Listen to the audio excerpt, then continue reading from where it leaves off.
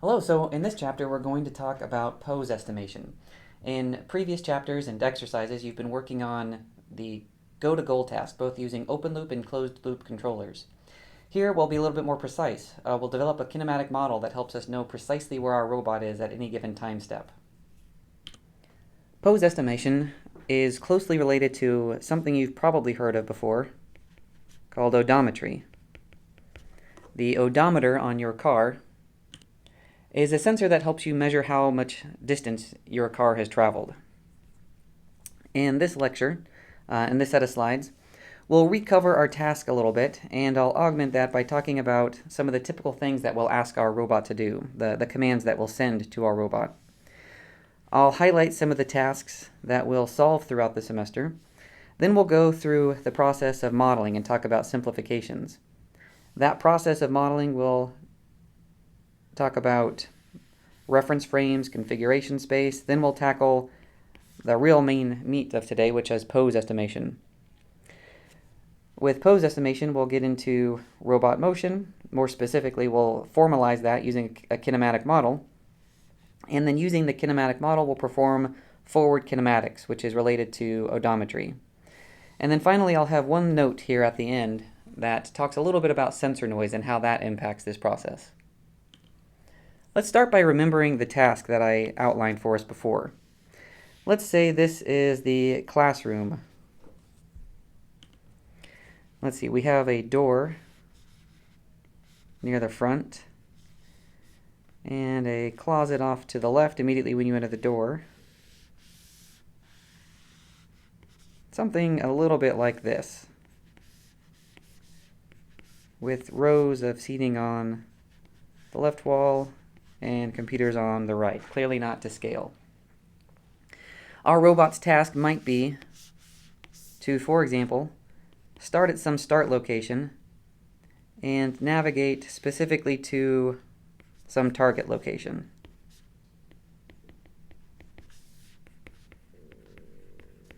Well, we need some way of specifying those start and target locations. And before we do that, I should also mention maybe here is where we would have a sign saying what the robot should do at that particular junction.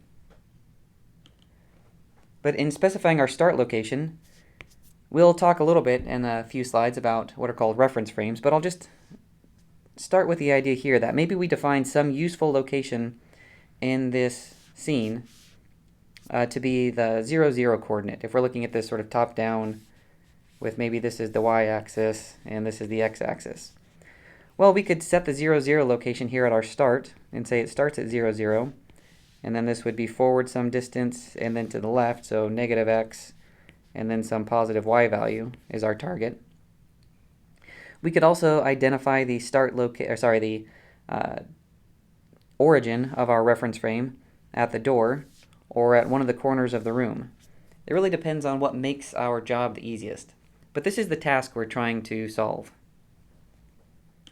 And in building up to that overall task, we'll hit a couple of simpler tasks along the way.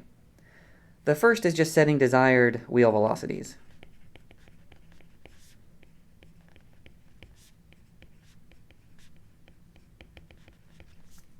And I suppose we have one task above that, which is even simpler, which is setting our desired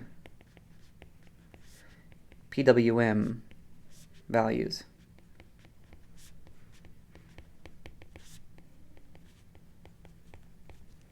So what do we need for desired wheel velocities? That's when we start having feedback control.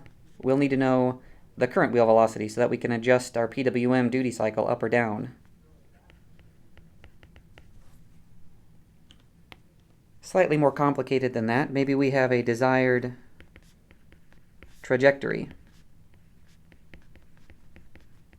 So not just wheel velocities, we don't want to just go 20 centimeters per second, but we want to go 20 centimeters per second where we start at the origin and move along the y-axis for 20 centimeters. And then at the 20 centimeter on the y-axis mark, we turn to the left and drive 60 centimeters. We want to have a more complex trajectory, not just wheel velocities. That's one layer of difficulty up. And then above that, we can have a desired operation. So not just a trajectory, but maybe something like go from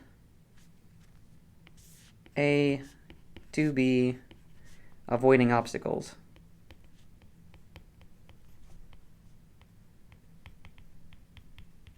So we're still specifying the end point and the goal point, and at a high level we're saying avoid obstacles. Maybe that just means to quickly travel around them if it's a static obstacle, meaning it's not moving around. And where we will end this semester is full autonomy on really simple tasks.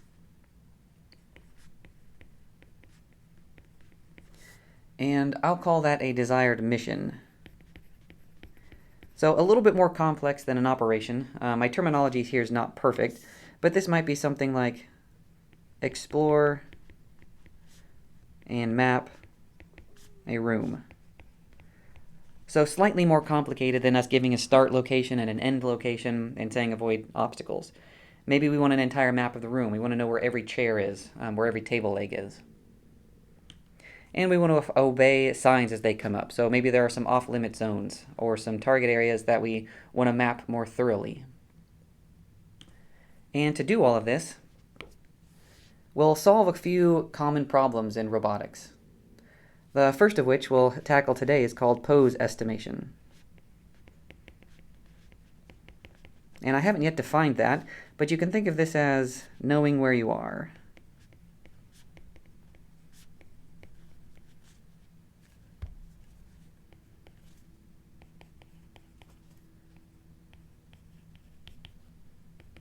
Or more precisely, your robot.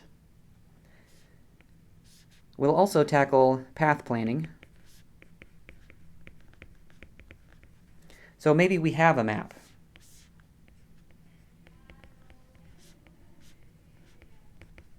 Maybe we have a broad understanding of the room in which the robot's going to operate. What's the optimal path from some starting location to the end location?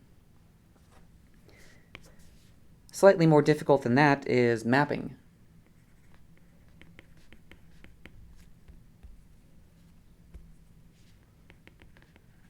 So maybe we put our robot in some room and just have it map out the room. Where are all the, like I said before, the chairs, the tables, and the walls?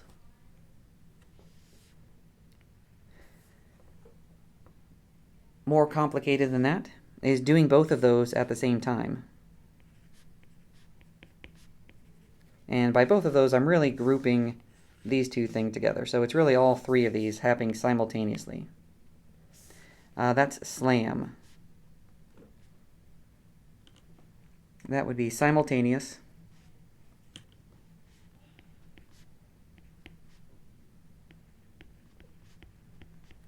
localization, and mapping. This concept of localization is directly connected to pose estimation, but we'll start with a simpler concept with pose estimation. And the most complicated task we'll do, the most complicated problem we'll solve this semester, is visual navigation.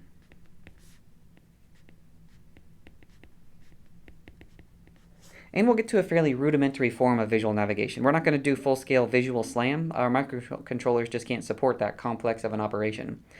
But instead, we'll sort of combine a simpler form of SLAM with navigating following signage.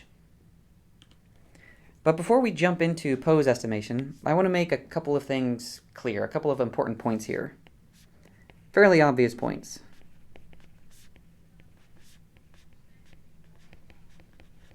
Robots are complex. They have electrical characteristics, mechanical characteristics, software, and all of these things are interacting together. Just think about the motors and the complex model that we had for our motors a few chapters ago. We could think about them at the electromagnetic level, but for the most part we simplify things. We create abstractions for these. So instead of thinking about the electromechanical characteristics, we might think about, okay, well, what voltage are we applying across the motor terminals? But even then, we don't need to care about, are we doing 3.1 volts versus 3.2 volts? With feedback control, we can just say what PWM duty cycle are we using and not really even care about the voltage itself. Going forward through the semester, we'll see that this happens a lot. Sensors. So a submodule of our robot.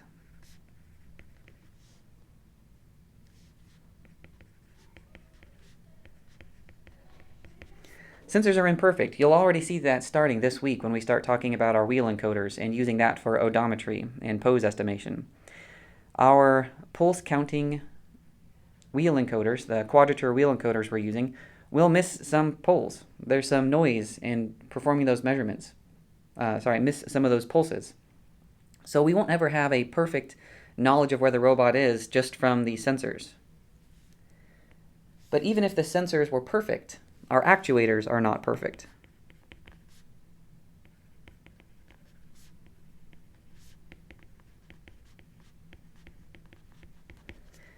The wheels that the motors are connected to will slip. The wheels are not perfectly rigid, so they'll compress. In fact, the world, and here I'm using the world in two senses. The first being the actual world that we all live in, but also the world that the robot operates in. So that might be just a room in Edmonds. But the world is not rigid.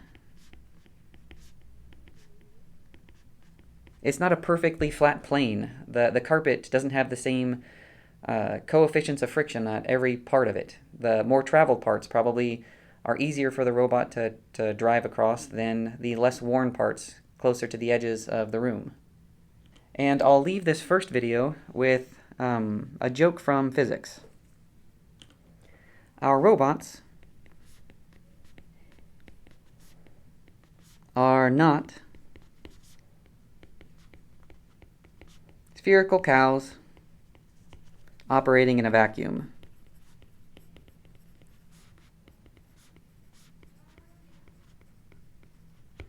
And if you don't get that joke, I'm not explaining it.